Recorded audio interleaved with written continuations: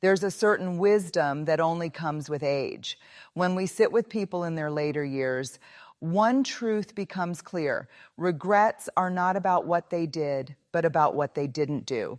At 65 and beyond, most seniors don't wish they had more money or more things. What they wish is that they had lived differently, more openly, more bravely, and more connected.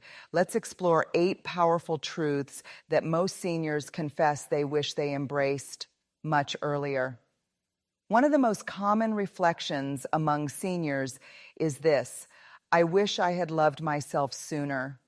Not the polished, perfect version of themselves, but the messy, human, authentic version. Too many of us spend our lives trying to be who others expect us to be. We shape-shift to earn acceptance, to avoid judgment, or to feel worthy. But in doing so, we betray the most important relationship we will ever have, the one we have with ourselves. When seniors look back, they realize that the opinions of people they once feared didn't matter. Those judgments faded, those voices quieted, but the damage of living for others lingered. They spent decades apologizing for being too much or not enough, too loud, too quiet, too ambitious, too cautious. And in the end, they realize the greatest tragedy is not being misunderstood by others, but being disconnected from themselves. To love yourself without apology means to stop seeking permission to exist. It means standing in front of the mirror and saying, "This is me, and that is enough." It means embracing the scars, the mistakes, the wrinkles, the laughter lines, all of it, as proof that you lived. Loving yourself unapologetically doesn't mean ignoring your growth areas. It means rooting that growth in compassion, not shame. Think of how differently life unfolds when self-love is the starting point. You set healthier boundaries because you believe you deserve respect. You pursue your dreams because you trust your worthiness. You forgive yourself because you understand that mistakes don't define you. And you stop comparing because you finally see that your value isn't measured against anyone else's journey. Many seniors sitting in quiet reflection wish they had done this sooner. They wish they had spoken kinder words to themselves. They wish they hadn't wasted so many years waiting for someone else to validate them. They wish they had taken up space, laughed out loud, worn what they wanted, chased the dreams that set their souls on fire without apology. The truth is this: the way you love yourself sets the tone for how the world loves you. And when you refuse to apologize for being who you are, you give permission to others to do the same. That's not just freedom, it's legacy. When seniors reflect on their lives, one theme rises above almost all others. They regret the chances they never took more than the ones they did.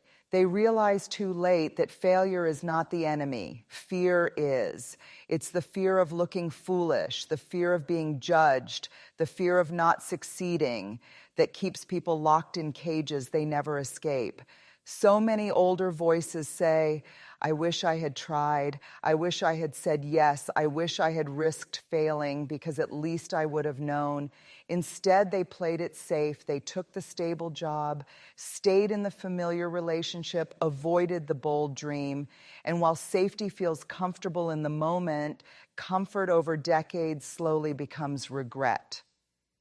Taking risks isn't about recklessness. It's about courage. It's about trusting that even if you stumble, you'll learn. Even if you fall, you'll rise stronger. Every great invention, every love story, every dream realized began with someone stepping into the unknown. Seniors look back and realize the worst-case scenarios they feared rarely came true. What did come true was the quiet ache of wondering, what if I had tried? Imagine if we all reframed failure not as evidence of inadequacy, but as proof of courage. Imagine if we looked at risk-taking as practice in living fully. When you attempt something beyond your comfort zone, whether it succeeds or not, you expand, you grow, you become braver for the next step. That is never wasted. Older people often admit that the boldest moments of their lives are the ones they treasure most, not because they always succeeded, but because they lived with authenticity and heart. They remember the trip they took alone, even though they were scared. They remember starting the business, even if it didn't make millions. They remember confessing their love, even if it didn't end in marriage. What they don't remember fondly are the endless days of caution, playing it safe, and denying their hearts. Life rewards those who are willing to risk being seen, risk failing, and risk being misunderstood. And when seniors reflect, they wish they had risked sooner, risked more often, and risked with joy instead of hesitation.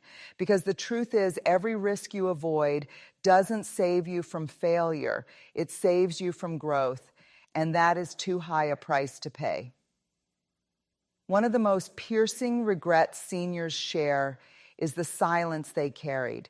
They look back and remember the countless times they wanted to say something but didn't. The I love you that stayed locked in their throat. The I need help they never whispered. The this is who I am they never declared. The no they were too afraid to speak. Silence becomes heavy, and over time it feels like wearing chains that you never took off. So many older people confess that they lived decades being careful, careful not to offend, careful not to stand out, careful not to risk rejection. But careful living often becomes regretful living. They realize too late that honesty may sting for a moment, but silence wounds the owl for a lifetime. Speaking your truth is not about shouting, nor is it about demanding. It is about having the courage to let your inside voice meet the outside world. It's about aligning your words with your values so you can live in peace rather than in pretense. When you silence yourself, you abandon yourself. And over time, that abandonment hurts more than any rejection ever could. Think of the power of unspoken words. How many relationships could have been healed by a simple apology? How many friendships could have been saved by a heartfelt conversation?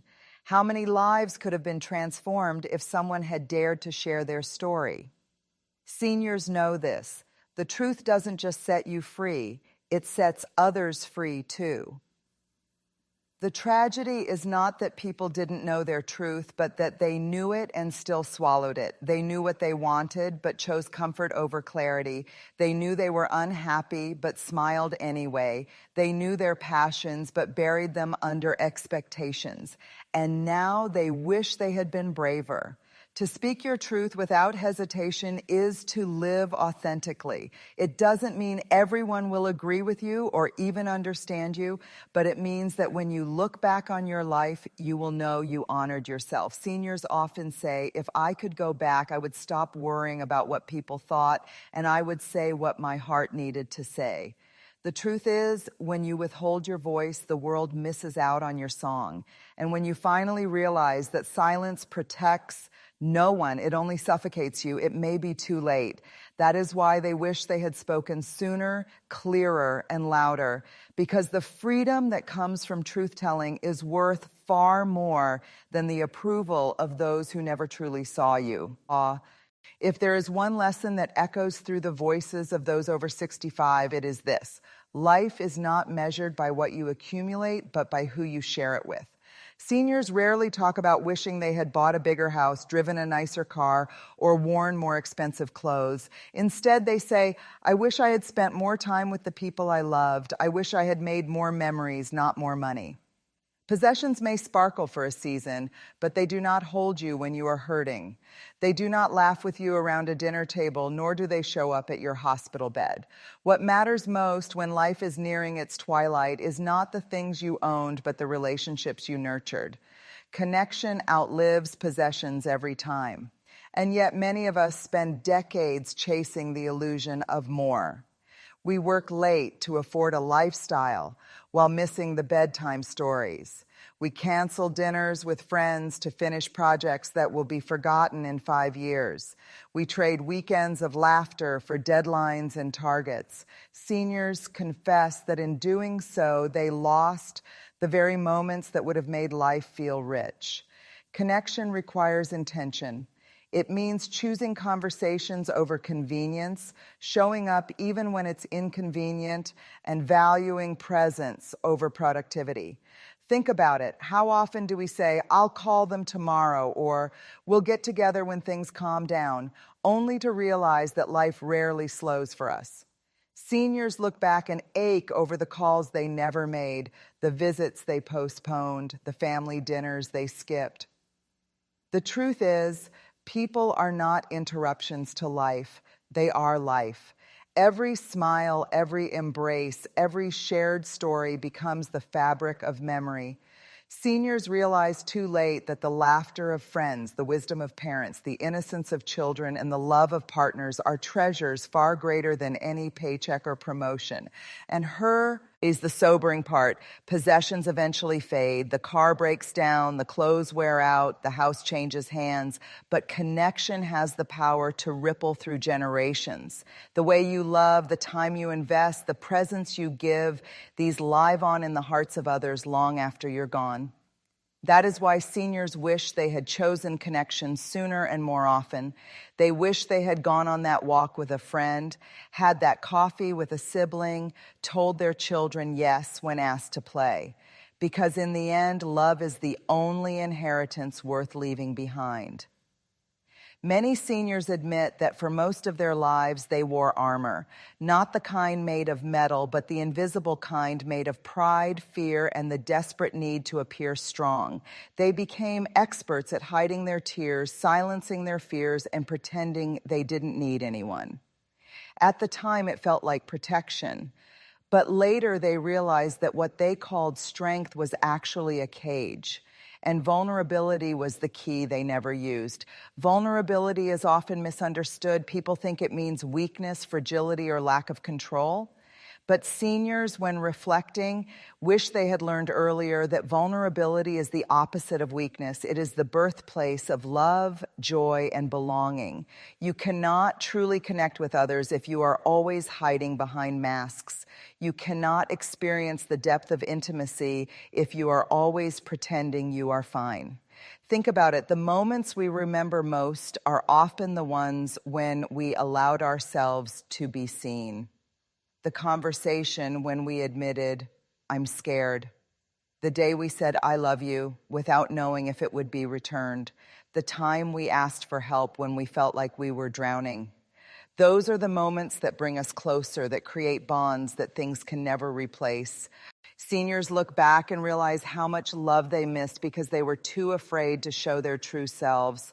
They remember the friendships that never deepened because they only showed the polished surface. They think about the times they longed to cry in someone's arms, but instead put on a smile and said, I'm fine. In the end, they see that pretending cost them more than honesty ever would have. Allowing yourself to be vulnerable is not about inviting everyone into your deepest self.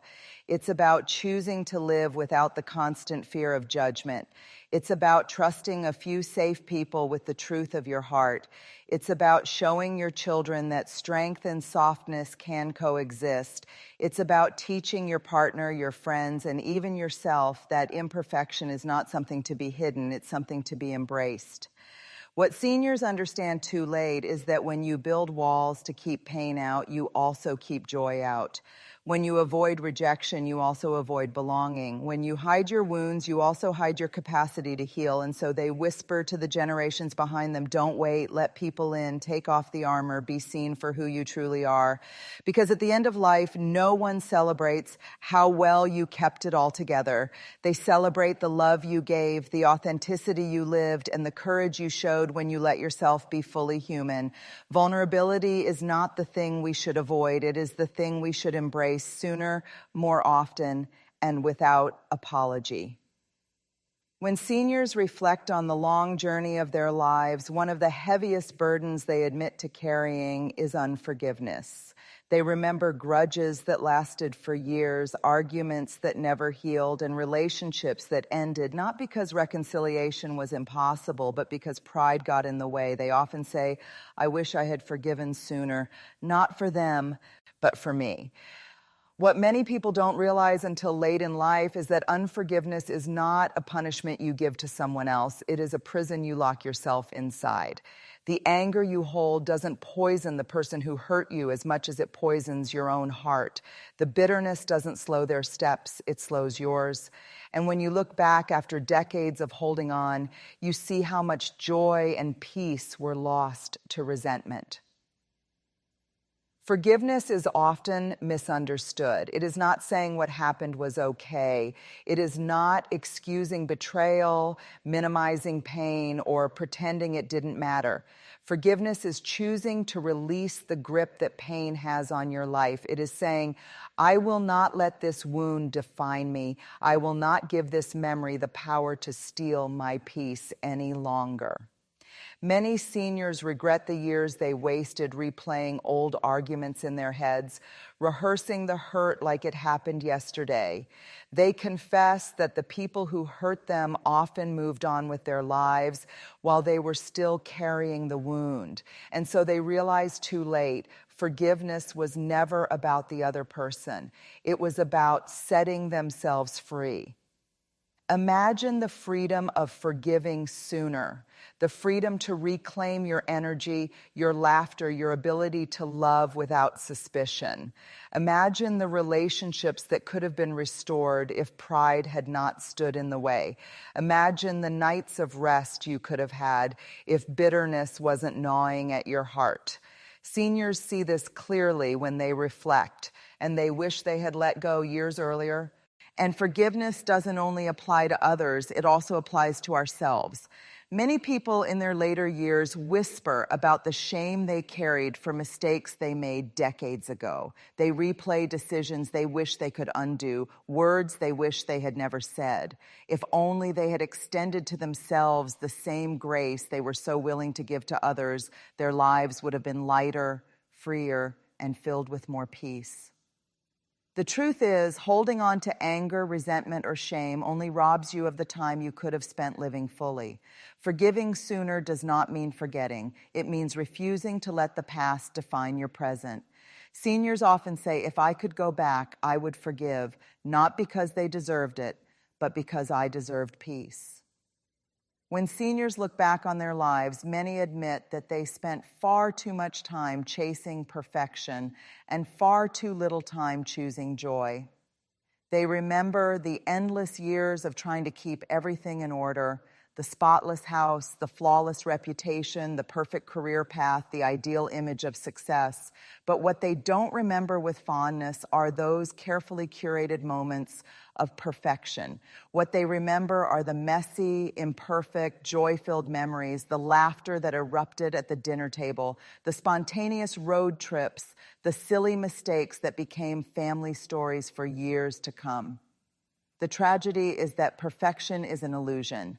It's a moving target that keeps shifting every time you think you've reached it. You tell yourself, when I get that promotion, I'll be happy. When I lose that weight, I'll feel confident. When I have enough money, I'll finally relax. But seniors will tell you the truth. There is no finish line where life suddenly becomes perfect. The real magic is learning to embrace joy in the middle of the imperfections. Choosing joy over perfection means laughing even when things don't go as planned. It means valuing presence over performance. It means saying that this moment doesn't need to be flawless to be beautiful. Seniors often wish they had let go of the pressure to appear put together and instead embrace the beauty of being fully alive. They confess they missed out on too many moments because they were too busy worrying about how things looked instead of how they felt. Think about it.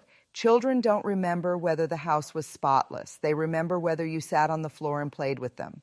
Friends don't remember if the dinner was perfect. They remember if there was laughter and warmth at the table.